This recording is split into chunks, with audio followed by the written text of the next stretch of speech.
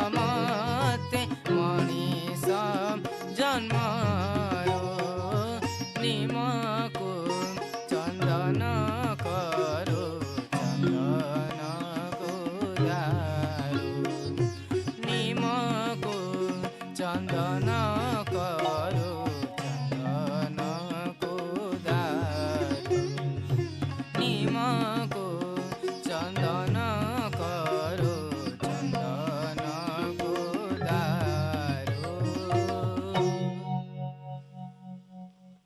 ପିଲାମାନେ, ରମଜାନ ମାସ ଶେଷରେ ମୁସଲମାନ ଭାଇ ଭଉଣୀମାନଙ୍କ ମନରେ ଆନନ୍ଦ ଉଲ୍ଲାସ ଭରିଥାଏ ଇଦ୍ ପର୍ବ। ନୂଆ ଲୁଗାପଟା ସାଙ୍ଗକୁ ବିରିୟାନୀ, ସେଭିଆଁ, ଲଚ୍ଛା, ଫାଲୁଦା ଏଭଳି ସବୁ ସୁସ୍ୱାଦୁ ଖାଦ୍ୟ ରନ୍ଧାଯାଏ ଆଉ ବଣ୍ଟାଯାଏ। ଆସ ଆଜି ଏହି ଇଦ୍ ପର୍ବ ବା ଇଦୁଲ୍ ଫିତର ବିଷୟରେ ଜାଣିବା, କହିଛନ୍ତି ସାମିନା ସାହିନ। ମୁସଲମାନମାନଙ୍କର ପବିତ୍ର ମାସ ହେଲା ରମଜାନ ଏବଂ ଏହି ମାସର ଶେଷରେ ଯେଉଁ ପର୍ବ ପାଳନ କରାଯାଏ ଏହାର ନାଁ ହେଲା ଇଦୁଲ୍ ଫିତର ବା ଇଦ୍। ସାରା ରମଜାନ ମାସ ବହୁ ଆଗ୍ରହ ଓ ନିଷ୍ଠାର ସହ ଉପବାସ ରଖି ପାଳନ କରାଯାଏ। ସୂର୍ଯ୍ୟ ଉଦୟ ପୂର୍ବରୁ ଉପବାସ ଆରମ୍ଭ କରି ସୂର୍ଯ୍ୟାସ୍ତ ପର୍ଯ୍ୟନ୍ତ ପାଳନ କରାଯାଏ। ଏହି ସମୟ ମଧ୍ୟରେ କୌଣସି ପ୍ରକାର ଖାଇବା ପିଇବା କିମ୍ବା ନିଶାଦ୍ରବ୍ୟ ସେବା ନିଷିଦ୍ଧ କରାଯାଇଥାଏ। ବ୍ରତ ମୁହୂର୍ତ୍ତରେ ବଡ଼ି ଭୋରରୁ ଯଥା ସକାଳ ନମାଜ ଏବଂ ସୂର୍ଯ୍ୟ ଉଦୟ ପୂର୍ବରୁ କିଛି ଖାଦ୍ୟ ପାନୀୟ ଗ୍ରହଣ କରି ଉପବାସ ବା ରୋଜା ଆରମ୍ଭ କରାଯାଏ ଏବଂ ସନ୍ଧ୍ୟା ସମୟରେ ସୂର୍ଯ୍ୟାସ୍ତ ପରେ କିଛି ପାନୀୟ ଓ ଖାଦ୍ୟ ଖାଇ ଉପବାସ ବା ରୋଜା ସମାପ୍ତ କରାଯାଏ। ପବିତ୍ର ରମଜାନ ମାସରେ ଦିନକୁ 5 ଥର ନମାଜ ପଢ଼ିବା ଛଡ଼ା ରାତ୍ରି ନମାଜ ବା ଇଶା ପରେ ତରାବି ନାମକ ଏକ ବିଶେଷ ନମାଜ ପଢ଼ାଯାଏ। ଏହି ତରାବି ନମାଜରେ ମାସକ ମଧ୍ୟରେ ପବିତ୍ର କୋରାନ ଗ୍ରନ୍ଥକୁ ଶେଷ କରାଯାଏ। ଯେଉଁ ମୌଲବୀମାନେ ପବିତ୍ର କୋରାନ ଗ୍ରନ୍ଥକୁ ହିଫ୍ସ ବା ମୁଖସ୍ଥ କରିଥାନ୍ତି ସେମାନଙ୍କୁ ହାଫିଜ କୁହାଯାଏ। ସେଇମାନେ ହିଁ ପ୍ରାୟତଃ ତରାବି ନମାଜ ପଢ଼ାଇଥାନ୍ତି। ରମଜାନର ଉପବାସ ବା ରୋଜା ଇସଲାମ ଧର୍ମର ପଞ୍ଚସ୍ତମ୍ଭ ମଧ୍ୟରୁ ଗୋଟିଏ। ଏହି 5ଟି ସ୍ତମ୍ଭ ହେଲା କଲମା, ନମାଜ, ରୋଜା, ହଜ ଏବଂ ଜାକାତ। କଲମା ହେଲା ଇସଲାମର ବୀଜ ମନ୍ତ୍ର। ତାହା ହେଲା ଲା ଇଲାହା ଇଲ୍ଲାଲ୍ଲାହ ମୁହାମ୍ମଦୁର ରସୁଲଲ୍ଲାହ, ଯାହାର ଅର୍ଥ ହେଲା ପରମେଶ୍ୱର ବା ଆଲ୍ଲାହଙ୍କ ବ୍ୟତୀତ କେହି ଉପାସ୍ୟ ବା ଇବାଦତର ଯୋଗ୍ୟ ନୁହନ୍ତି ଏବଂ ପ୍ରଫେଟ୍ ବା ମହାପୁରୁଷ ମହମ୍ମଦ ଆଲ୍ଲାହଙ୍କ ରସୁଲ ବା ସୁସମାଚାର ପହଞ୍ଚାଇବା ବାଲା ପ୍ରେରିତ ପୁରୁଷ। ଦ୍ୱିତୀୟରେ ନମାଜ ବା ପ୍ରାର୍ଥନା। ତୃତୀୟରେ ରୋଜା ବା ରମଜାନ ମାସର ଉପବାସ। ଚତୁର୍ଥରେ ହଜ ବା ମକ୍କା ଏବଂ ମଦିନାର ପରିଦର୍ଶନ କରିବା। ପଞ୍ଚମରେ ହେଲା ଜାକାତ ବା ନିଜର ବାର୍ଷିକ ଆୟର 2.5 ଭାଗ ଗରିବ ବ୍ୟକ୍ତି କିମ୍ବା ଧାର୍ମିକ ଅନୁଷ୍ଠାନକୁ ଦାନ କରିବା। ଏହା ରମଜାନ ମାସରେ ଦିଆଯାଏ। ରୋଜା ବା ଉପବାସ ଶରୀରର ଶୁଦ୍ଧି ଏବଂ ଆତ୍ମର ଶୁଦ୍ଧି ନିମନ୍ତେ ପ୍ରକୃଷ୍ଟ ପନ୍ଥା। ବୈଜ୍ଞାନିକ ଦୃଷ୍ଟିକୋଣରୁ ଉପବାସ ଶରୀରର ସମସ୍ତ ଯନ୍ତ୍ରକୁ ଚଳଚଞ୍ଚଳ କରିଥାଏ, ଆତ୍ମାକୁ ଶୁଦ୍ଧି କରେ, ଆତ୍ମଶକ୍ତିକୁ ଦୃଢ଼ୀଭୂତ କରେ, ଶରୀରର ରୋଗ ନିରୋଧ ଶକ୍ତିକୁ ବଢ଼ାଏ, ମନର ସମସ୍ତ ପ୍ରକାର ନକାରାତ୍ମକ ଚିନ୍ତାକୁ ଦୂର କରେ ଏବଂ ଶରୀରର ସକାରାତ୍ମକ ଭାବକୁ ଜାଗ୍ରତ କରେ। ଉପବାସ ବା ରୋଜା ଅନେକ ପେଟ ରୋଗକୁ ଦୂର କରିଥାଏ, ଦେହର ବିଷାକ୍ତ ପଦାର୍ଥକୁ ବାହାର କରିଦିଏ। ଅନ୍ୟ ପକ୍ଷରେ କହିବାକୁ ଗଲେ ଏହା 1 ମାସର ଏକ ରିଫ୍ରେସିଂ କୋର୍ସ ରୂପେ ପ୍ରତ୍ୟେକ ମୁସଲମାନ ଭାଇ ଭଉଣୀମାନଙ୍କର ଆଧ୍ୟାତ୍ମିକ ଏବଂ ଶାରୀରିକ ବିକାଶର ପରିପୂରକ ହୋଇଥାଏ। ଏହି ରମଜାନ ମାସର ଗୋଟିଏ ରାତ୍ରି ଏପରି ଗରିମା ଏବଂ ବୈଭବପୂର୍ଣ୍ଣ ଯେ ତାହାକୁ 100 ପବିତ୍ର ମାସ ସଙ୍ଗେ ତୁଳନା କରାଯାଇଅଛି। ତାହା ହେଉଛି ଶବେ କଦର ବା ଆଦରଣୀୟ ବୈଭବପୂର୍ଣ୍ଣ ପବିତ୍ର ରାତ୍ରି। ଏହି ରାତିକୁ ରମଜାନର 20 ତାରିଖରୁ 29 ତାରିଖର ରାତି ମଧ୍ୟରେ ଖୋଜିବାକୁ ପଡ଼େ। ଶେଷ 10 ଦିନର କେଉଁ ଗୋଟିଏ ରାତ୍ରିର ନିର୍ଦ୍ଦିଷ୍ଟ ପ୍ରହର, ଯେଉଁ ରାତିର ଏକ ପ୍ରହରରେ ଭକ୍ତ ପରମେଶ୍ୱରଙ୍କ ଠାରୁ ଯାହା ମାଗିବ ନିଶ୍ଚୟ ପାଇବ। ତେବେ 20 ଠାରୁ 30 ତାରିଖ ପର୍ଯ୍ୟନ୍ତ ରାତ୍ରିରେ ଉଜାଗର ରହି ପ୍ରାର୍ଥନା କରିବାକୁ ଆଦେଶ ଅଛି। ରମଜାନ ସାମାଜିକ ନ୍ୟାୟଦାନର ପ୍ରକୃଷ୍ଟ ବ୍ୟବସ୍ଥା। ସମାଜର ନିମ୍ନତମ ସୋପାନରେ ଥିବା ଭାଇ ଭଉଣୀମାନଙ୍କୁ ଜକାତ ଏବଂ ଫିତ୍ର ଦିଆଯାଇଥାଏ। କୁହାଯାଏ ଯେ ଯଦି ମୁସଲିମ ସମାଜର ସ୍ଥିତିବାନ ଏବଂ ସ୍ୱଚ୍ଛଳ ବ୍ୟକ୍ତିମାନେ ଠିକ୍ ଭାବରେ ନିଜର ବାର୍ଷିକ ଆମଦାନୀର 2.5 ଭାଗ ନ୍ୟାୟସଙ୍ଗତ ଭାବେ ବାହାର କରି ଜକାତ ଦେବେ, ତାହାହେଲେ ମୁସଲିମ ସମାଜରେ କେହି ଗରିବ ରହିବେ ନାହିଁ। ଏହି ପରିପ୍ରେକ୍ଷୀରେ ଦେଖିବାକୁ ଗଲେ ଆରବ ଦେଶମାନଙ୍କରେ ଏହି ପଦ୍ଧତି ଯୋଗୁଁ ସେଠାରେ କେହି ଗରିବ ନାହାନ୍ତି କହିଲେ ଚଳେ। ରମଜାନ ମାସ ଶେଷ ପରେ ତା ପରଦିନ ଇଦୁଲ ଫିତର ମହା ଜାକଜମକରେ ପାଳନ କରାଯାଏ। ସକାଳୁ ସହରର ସବୁ ମସଜିଦ ଓ ଇଦଗାହରେ ସମୂହ ଭାବରେ ଇଦ୍ ନମାଜ ପଢ଼ାଯାଏ। ଗ୍ରାମମାନଙ୍କରେ ମଧ୍ୟ ମସଜିଦରେ ନମାଜ ପାଠ ହୁଏ। ନମାଜ ପରେ ସମସ୍ତେ ପରସ୍ପରକୁ ଆଲିଙ୍ଗନ କରି ଇଦ୍ ମୁବାରକ ବା ଇଦ୍ର ଶୁଭେଚ୍ଛା ଜଣାନ୍ତି। ଜାଣିଛ ପିଲାମାନେ, ଇଦୁଲ ଫିତର ଏକ ଭାଇଚାରାର ପର୍ବ। ଜାତି, ଧର୍ମ, ବର୍ଣ୍ଣ ନିର୍ବିଶେଷରେ ଏହା ସମସ୍ତଙ୍କୁ ଶାନ୍ତିର ବାର୍ତ୍ତା ଦେଇଥାଏ। ଏହି ପବିତ୍ର ଦିବସ ଉପଲକ୍ଷେ ଆମେ ସମସ୍ତେ ମିଶି ଏକ ହୋଇ ସମସ୍ତ ଭେଦଭାବ ଭୁଲି ଦେଶର ଗୌରବ ରକ୍ଷା ନିମନ୍ତେ ବ୍ରତୀ ହେବା ଉଚିତ। ଏଥର ଆସ ପିଲାଏ ଶୁଣିବା ଦେଶ ବନ୍ଦନାଟିଏ। ଗାଇଛନ୍ତି ଦେବବ୍ରତ ତରାସିଆ, ରଚନା ସରସ୍ୱତୀ ସିଂ।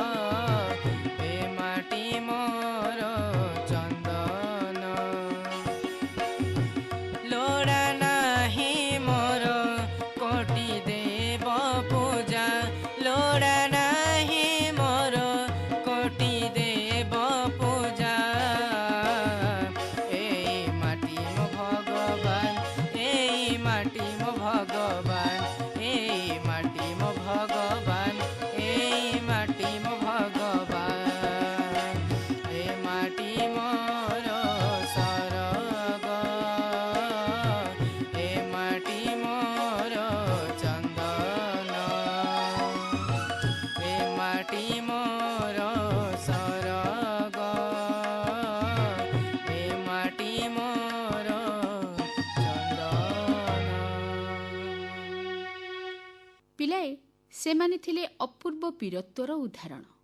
ତାଙ୍କ ନାଁ ଶୁଣିଲେ ଇଂରେଜ ସରକାର ଥରହର ହେଉଥିଲେ। ସେମାନଙ୍କ ଦେଶପ୍ରେମର ପଟାନ୍ତର ନାହିଁ। ସେମାନେ ହେଲେ ଶହୀଦ ଭଗତ ସିଂ, ରାଜଗୁରୁ ଏବଂ ସୁଖଦେବ। ଆସ ଆଜି ଜାଣିବା ତାଙ୍କରି ବିଷୟରେ। କହିଛନ୍ତି ସସ୍ମିତା ପଟ୍ଟନାୟକ। ପିଲାମାନେ ଜାଣିଛ 27 ସେପ୍ଟେମ୍ବର 1907 ବର୍ତ୍ତମାନର ପାକିସ୍ତାନରେ ଅବସ୍ଥିତ ପଞ୍ଜାବ ରାଜ୍ୟର ବଙ୍ଗା ଗାଁର ଏକ ଶିଖ ପରିବାରରେ ଭଗତ ସିଂଙ୍କ ଜନ୍ମ ହୋଇଥିଲା। କିଶନ ସିଂ ଓ ବିଦ୍ୟାବତୀଙ୍କ 7 ସନ୍ତାନଙ୍କ ମଧ୍ୟରୁ ସେ ଥିଲେ ଦ୍ୱିତୀୟ ସନ୍ତାନ। ବ୍ରିଟିଶ ସରକାରଙ୍କର କେନାଲ ଔପନିବେଶୀକରଣ ବିଲ୍ ଓ ପଞ୍ଜାବ ଭୂମି ହସ୍ତାନ୍ତର ବିଲ୍ ବିରୁଦ୍ଧରେ ଆରମ୍ଭ ହୋଇଥିବା ଆନ୍ଦୋଳନରେ କିଶନ ସିଂ ଓ ଭାଇ ଅଜିତ ସିଂ ସକ୍ରିୟ ଭାଗ ନେଇଥିଲେ। ଜାଲିଆନାୱାଲା ବାଗ ହତ୍ୟାକାଣ୍ଡ ବେଳକୁ ଭଗତ ସିଂଙ୍କୁ ମାତ୍ର 12 ବର୍ଷ ହୋଇଥିଲା। ତଥାପି ନିଜ ସ୍କୁଲରୁ 12 କିଲୋମିଟର ଚାଲି ଚାଲି ଘଟଣାର କିଛି ଘଣ୍ଟା ମଧ୍ୟରେ ସେ ସେହି ସ୍ଥାନରେ ପହଞ୍ଚି ଯାଇଥିଲେ। ଏହି ଘଟଣା ଛୋଟ ବାଳକ ମନରେ ଗଭୀର ପ୍ରଭାବ ପକାଇଥିଲା। ଭଗତ ସିଂ ନିଜ ଗାଁ ସ୍କୁଲରେ କିଛି ବର୍ଷ ପଢ଼ିବା ପରେ ଲାହୋର ସ୍ଥିତ ଦୟାନନ୍ଦ ଆଙ୍ଗ୍ଲୋ ବୈଦିକ ବିଦ୍ୟାଳୟରେ ପଢ଼ିଲେ। ଏହାପରେ 1923ରେ ଲାଲା ଲାଜପତ ରାୟଙ୍କ ଦ୍ୱାରା ପ୍ରତିଷ୍ଠିତ ଲାହୋର ନ୍ୟାସନାଲ କଲେଜରେ ପଢ଼ିଲେ। ଗାନ୍ଧିଜୀଙ୍କ ଡାକରାରେ ସେ ସ୍ୱାଧୀନତା ସଂଗ୍ରାମରେ ଯୋଗ ଦେଇଥିଲେ। ମାତ୍ର ପରେ ଗାନ୍ଧିଜୀଙ୍କ ଅହିଂସା ନୀତିରୁ ଓହରି ଯାଇ ହିଂସାର ପଥରେ ବନ୍ଧୁକ ମୁନରେ ସ୍ୱାଧୀନତା ଲାଭରେ ବିଶ୍ୱାସ କଲେ। 1926 ମସିହା ମାର୍ଚ୍ଚ ମାସରେ ଭଗତ ସିଂ କଲେଜ ପଢ଼ା ଛାଡ଼ି ଭାରତର ସ୍ୱାଧୀନତା ପାଇଁ ନବଯବାନ ଭାରତ ସଭା ନାମକ ଏକ ସଂସ୍ଥା ସ୍ଥାପନ କରିଥିଲେ। ହିନ୍ଦୁସ୍ତାନ ରିପବ୍ଲିକାନ ଆସୋସିଏସନର ସେ ସଦସ୍ୟ ମଧ୍ୟ ଥିଲେ। ଅମୃତସରରେ ପ୍ରକାଶିତ ଉର୍ଦ୍ଦୁ ଓ ପଞ୍ଜାବୀର ବିଭିନ୍ନ ଖବରକାଗଜ ପାଇଁ ଲେଖୁଥିଲେ। କୀର୍ତ୍ତି କିଷାନ ପାର୍ଟିର କୀର୍ତ୍ତି ନାମକ ପତ୍ରିକା ପାଇଁ ମଧ୍ୟ ଲେଖୁଥିଲେ। ସେ ମୁଖ୍ୟତଃ ବ୍ରିଟିଶ ସରକାରଙ୍କ ବିରୁଦ୍ଧରେ ହିଁ ଲେଖୁଥିଲେ। ନବଯବାନ ଭାରତ ସଭା ଦ୍ୱାରା ପ୍ରକାଶିତ ସ୍ୱଳ୍ପ ମୂଲ୍ୟର ପାମ୍ଫଲେଟ୍ ଗୁଡ଼ିକରେ ପ୍ରକାଶିତ ଲେଖାରେ ମଧ୍ୟ ତାଙ୍କ ଅବଦାନ ଥିଲା। 1917 ମସିହା ମେ ମାସରେ ସେ ପ୍ରଥମ ଥର ପାଇଁ ବନ୍ଦୀ ହୋଇଥିଲେ। ପିତାମାତାଙ୍କ କଥାକୁ ଏଡ଼ାଇ ବିବାହ ନ କରି ଦେଶର ସ୍ୱାଧୀନତା ପାଇଁ ଭଗତ ସିଂ ନିଜକୁ ଉତ୍ସର୍ଗ କରିଥିଲେ। ଗର୍ଦାର ପାର୍ଟିର ପ୍ରତିଷ୍ଠାତା କର୍ତ୍ତାର ସିଂ ସରାଭା ତାଙ୍କର ଆଦର୍ଶ ଥିଲେ। ବିପ୍ଳବବାଦ ଓ ସାମ୍ୟବାଦ ପ୍ରତି ସେ ଆକୃଷ୍ଟ ଥିଲେ ଓ ବହୁ କ୍ରାନ୍ତିକାରୀ ପୁସ୍ତକ ମଧ୍ୟ ପଢ଼ୁଥିଲେ। 1928 ମସିହାରେ ସାଇମନ କମିଶନ ନାମକ ଏକ ଦଳ ଇଂଲଣ୍ଡରୁ ଭାରତ ଆସିଥିଲେ। ଭାରତରେ ହେଉଥିବା ରାଜନୈତିକ ବାତାବରଣର ଯାଞ୍ଚ ପାଇଁ ବ୍ରିଟିଶ ସରକାର ଏହି ଦଳ ପଠାଇଥିଲେ। କିନ୍ତୁ ଏହି ଦଳରେ କେହି ଭାରତୀୟ ନଥିଲେ। ତେଣୁ ଭାରତର ବହୁ ରାଜନୈତିକ ଦଳ ଏହାର ବହିଷ୍କାର କଲେ। ଦେଶ ସାରା ଏହି କମିଶନର ପରିଭ୍ରମଣର ତୀବ୍ର ବିରୋଧ କରାଯାଇଥିଲା। ଅକ୍ଟୋବର 30, 1928ରେ ଏହି କମିଶନ ଲାହୋର ପରିଭ୍ରମଣରେ ଆସିଥିଲା। ଲାଲା ଲାଜପତ ରାୟ ଏହା ବିରୋଧରେ ଆନ୍ଦୋଳନ ଆରମ୍ଭ କଲେ, ଯାହା ପରେ ହିଂସାର ରୂପ ନେଲା। ପୋଲିସ ସୁପରିନଟେଣ୍ଡେଣ୍ଟ ଜେମ୍ସ ଏ ସ୍କଟଙ୍କ ଆଦେଶରେ ଲାଠି ଚାଳନା ଆରମ୍ଭ ହେଲା ଓ ନିଜେ ସ୍କଟ ଲାଠି ମାରି ରାୟଙ୍କୁ ଗୁରୁତର ଆହତ କରିଥିଲେ। 17 ନଭେମ୍ବରରେ ଲାଲାଜୀଙ୍କର ମୃତ୍ୟୁ ଘଟିଲା। ପରେ ବ୍ରିଟିଶ ପାର୍ଲାମେଣ୍ଟରେ ଯେତେବେଳେ ଏହି ବିଷୟରେ ଆଲୋଚନା ହେଲା, ବ୍ରିଟିଶ ସରକାରଙ୍କର ଏଥିରେ କିଛି ଭୂମିକା ନାହିଁ କହି ଘଟଣାଟିକୁ ଏଡ଼େଇ ଦିଆଗଲା। ରାମପ୍ରସାଦ ବିସ୍ମିଲଙ୍କ ନେତୃତ୍ୱରେ ହିନ୍ଦୁସ୍ତାନ ରିପବ୍ଲିକାନ ଆସୋସିଏସନ ଗଢ଼ା ହୋଇଥିଲା। ଲାଲାଜୀଙ୍କ ସହ ଭଗତ ସିଂ ମଧ୍ୟ ଏହାର ପ୍ରମୁଖ ସଦସ୍ୟ ଥିଲେ। ଏହାର ନାଁ ପରେ ହିନ୍ଦୁସ୍ତାନ ସୋସିଆଲିଷ୍ଟ ରିପବ୍ଲିକାନ ଆସୋସିଏସନ ରଖାଗଲା। ଏହି ଦଳ ଲାଲାଜୀଙ୍କ ମୃତ୍ୟୁର ପ୍ରତିଶୋଧ ନେବାର ପ୍ରତିଜ୍ଞା କଲା। ଶିବରାମ ରାଜଗୁରୁ, ସୁଖଦେବ ଠାପର ଓ ଚନ୍ଦ୍ରଶେଖର ଆଜାଦଙ୍କ ସହ ମିଶି ଭଗତ ସିଂ ସ୍କଟଙ୍କୁ ମାରିବାର ଷଡ଼ଯନ୍ତ୍ର କଲେ। କିନ୍ତୁ ଭୁଲରେ ସ୍କଟଙ୍କୁ ନ ମାରି ତାଙ୍କ ଜାଗାରେ ଜଣେ assistant superintendent of police John P ସାଉଣ୍ଡର୍ସଙ୍କୁ ଲାହୋରଠାରେ ହତ୍ୟା କଲେ। 17 ଡିସେମ୍ବର 1928ରେ ଲାହୋରର ଜିଲ୍ଲା ପୋଲିସ 17 ଡିସେମ୍ବର 1928ରେ ଲାହୋରର ଜିଲ୍ଲା ପୋଲିସ ମୁଖ୍ୟାଳୟରୁ ବାହାରୁଥିବା ବେଳେ ଷଡ଼ଯନ୍ତ୍ରକାରୀମାନେ ସାଉଣ୍ଡର୍ସଙ୍କୁ ଗୁଳି ଚଳାଇଲେ। ସାଉଣ୍ଡର୍ସଙ୍କୁ ହତ୍ୟା କରି ଭଗତ ସିଂଙ୍କ ଦଳ ଡିଏଭି କଲେଜ ଗେଟ୍ ଦେଇ ଖସି ପଳାଇଲେ। ମୁଖ୍ୟ କନଷ୍ଟେବଲ ଚନନ ସିଂ ସେମାନଙ୍କ ପିଛା କରୁଥିଲେ ଓ ଚନ୍ଦ୍ରଶେଖର ଆଜାଦଙ୍କ ଗୁଳିରେ ନିହତ ହେଲେ। ପୋଲିସ ଦ୍ୱାରା ସେମାନଙ୍କୁ ଧରିବା ପାଇଁ ଜୋର ପ୍ରଚେଷ୍ଟା ଆରମ୍ଭ ହେଲା। ଭଗତ ସିଂ ଓ ସାଥୀ ପରଦିନ ଭୋରରୁ ଲାହୋରରୁ ବଥିଣ୍ଡା ଦେଇ ହାଓଡ଼ା ଯିବାର ଯୋଜନା କଲେ। ଭଗତ ସିଂ ଓ ରାଜଗୁରୁ ନିଜ ଗୁଳି ଭର୍ତ୍ତି ରିଭଲଭର ନେଇ ବାହାରିଲେ। ଭଗତ ସିଂ ନିଜ ଶିଖ୍ ଚୁଟି ଓ ଦାଢ଼ି କାଟି ଏକ ହ୍ୟାଟ୍ ପିନ୍ଧି ବିଦେଶୀ ବାବୁଙ୍କ ପରି ବେଶ ହେଲେ। ତାଙ୍କ ସାଙ୍ଗରେ ଭଗବତୀ ଚରଣ ଭୋରାଙ୍କ ପତ୍ନୀ ଦୁର୍ଗାବତୀ ଦେବୀ ନିଜର ଶିଶୁ ଧରିଥାନ୍ତି। ଉଭୟ ସ୍ୱାମୀ ସ୍ତ୍ରୀ ପରି ବ୍ୟବହାର କଲେ। ରାଜଗୁରୁ ଚାକର ପରି ତାଙ୍କ ଜିନିଷ ବୋହିଲେ। ସେମାନେ ରେଳଗାଡ଼ିରେ କାନପୁର ଓ ସେଠାରୁ ଲକ୍ଷ୍ନୌ ଗଲେ। ଲକ୍ଷ୍ନୌରୁ ରାଜଗୁରୁ ବାରାଣସୀ ଗଲେ ଓ ଅନ୍ୟମାନେ ହାୱଡ଼ା ଗଲେ। ପରେ ସିଂ ହାୱଡ଼ାରେ ରହିଗଲେ ଓ ଦୁର୍ଗାବତୀ ନିଜ ପୁତ୍ର ଧରି ଲାହୋର ଫେରିଲେ। ଯୁବ ସମାଜ କିପରି ବ୍ରିଟିଶ ସରକାରଙ୍କ ବିରୁଦ୍ଧରେ ହିଂସାର ରାସ୍ତା ଆପଣାଇବ, ସେଥିପାଇଁ ବାମପନ୍ଥୀ ବିଚାରଧାରୀ ଭଗତ ସିଂ ବହୁ ଚେଷ୍ଟା କରୁଥିଲେ। କିଛି ନାଟକୀୟ ଘଟଣା ଘଟାଇ ଯୁବ ଗୋଷ୍ଠୀକୁ ଆକର୍ଷିତ କରାଯାଇପାରିବ ବୋଲି ସେ ବିଚାର କଲେ। ଏଥିପାଇଁ ସେ କେନ୍ଦ୍ରୀୟ ଆସେମ୍ବ୍ଲିରେ ବୋମା ବିସ୍ଫୋରଣର ଯୋଜନା କଲେ। ଏଥିରେ କୌଣସି ରକ୍ତପାତ ନ କରି କେବଳ ଭାରତୀୟଙ୍କ ଅସନ୍ତୋଷ ପ୍ରତିଫଳନ ହେଉ ବୋଲି ସେ ଚାହୁଁଥିଲେ। ଏହା ଏକ ସାଙ୍କେତିକ ପ୍ରତିବାଦ ମାତ୍ର ଥିଲା। ମୂଳ ଉଦ୍ଦେଶ୍ୟ ଥିଲା ନିଜେ ଗିରଫ ହୋଇ ବାରମ୍ବାର କୋର୍ଟରେ ହାଜର ହେବା ସମୟରେ କ୍ରାନ୍ତିକାରୀ ଆନ୍ଦୋଳନ ପ୍ରତି ସେମାନଙ୍କ ଦୃଷ୍ଟି ଆକର୍ଷଣ କରିବା। ଏପ୍ରିଲ 8, 1929ରେ ସିଂ ଓ ବଟକେଶ୍ୱର ଦତ୍ତ ଅଧିବେଶନ ଚାଲିଥିବା ବେଳେ କେନ୍ଦ୍ରୀୟ ଆସେମ୍ବ୍ଲି କକ୍ଷର ସର୍ବସାଧାରଣ ଗ୍ୟାଲେରୀରୁ 2ଟି ବୋମା ମାଡ଼ କଲେ। ଏହା ଏପରି ଏକ ସ୍ଥାନକୁ ମାଡ଼ କରାଯାଇଥିଲା ଯେଉଁଠି କେହି ନଥିଲେ। କିଛି ସଦସ୍ୟ ଆହତ ହୋଇଥିଲେ ମାତ୍ର। ବୋମାର ଧୂଆଁରେ କକ୍ଷଟି ଭରିଗଲା। ଚାହିଁଥିଲେ ଏହି ସମୟରେ 2 ଜଣ ସେଠାରୁ ଖସି ଯାଇପାରିଥାନ୍ତେ, କିନ୍ତୁ ସେମାନେ ଏହା କଲେ ନାହିଁ। ଇନକିଲାବ ଜିନ୍ଦାବାଦର ସ୍ଲୋଗାନ ଦେବା ସହ ବିଦ୍ରୋହକାରୀ ପର୍ଚି ଉଡ଼ାଇବାରେ ଲାଗିଲେ। 2 ଜଣ ପୋଲିସ ଦ୍ୱାରା ଗିରଫ ହେଲେ ଓ ବିଭିନ୍ନ ଜେଲରେ ବନ୍ଦୀ ଭାବରେ ରହିଲେ। ସିଂଙ୍କ ପ୍ରାୟ 2 ବର୍ଷ ଜେଲ ରହଣି ସମୟରେ ସେ ନିଜ ଲେଖା ଦ୍ୱାରା କ୍ରାନ୍ତିକାରୀ ବିଚାରଧାରା ବ୍ୟକ୍ତ କରୁଥିଲେ। ମୁଁ ନାସ୍ତିକ କାହିଁକି, ଏହି ଶୀର୍ଷକ ଲେଖା ଏହି ସମୟରେ ସେ ଲେଖିଥିଲେ। ଜେଲରେ ଥିବା ସମୟରେ ବନ୍ଦୀମାନଙ୍କୁ ଉଚିତ ଖାଦ୍ୟ ମିଳୁ ବୋଲି ସେ ଆନ୍ଦୋଳନ ଆରମ୍ଭ କରିଥିଲେ। 23 ମାର୍ଚ୍ଚ 1931 ସଞ୍ଜ 7:30ଟାରେ ଭଗତ ସିଂ, ରାଜଗୁରୁ ଓ ସୁଖଦେବଙ୍କୁ ଲାହୋର ଜେଲରେ ଫାଶୀ ଦିଆଗଲା। ସିଂଙ୍କ ମୃତ୍ୟୁରେ ସ୍ୱାଧୀନତା ସଂଗ୍ରାମର ଏକ ମହାନ କ୍ରାନ୍ତିକାରୀଙ୍କ ଅବସାନ ଘଟିଲା। ପିଲାମାନେ, ଭଗତ ସିଂଙ୍କ ସହ ରାଜଗୁରୁ ଓ ସୁଖଦେବଙ୍କୁ ମଧ୍ୟ ଏକ ସମୟରେ ବଡ଼ ସମ୍ମାନର ସହ ଆମେ ମନେ ପକାଉ। ଆସ ଏବେ ରାଜଗୁରୁଙ୍କ ବିଷୟରେ ଜାଣିବା। ଶିବରାମ ହରି ରାଜଗୁରୁଙ୍କ ଜନ୍ମ 24 ଅଗଷ୍ଟ 1908ରେ ହେଇଥିଲା। ସେ ମହାରାଷ୍ଟ୍ରର ପୁନା ନିକଟରେ ଥିବା ଖେଡ଼ ଗାଁର ଏକ ସାଧାରଣ ଦେଶସ୍ଥ ବ୍ରାହ୍ମଣ ପରିବାରରେ ଜନ୍ମ ହୋଇଥିଲେ।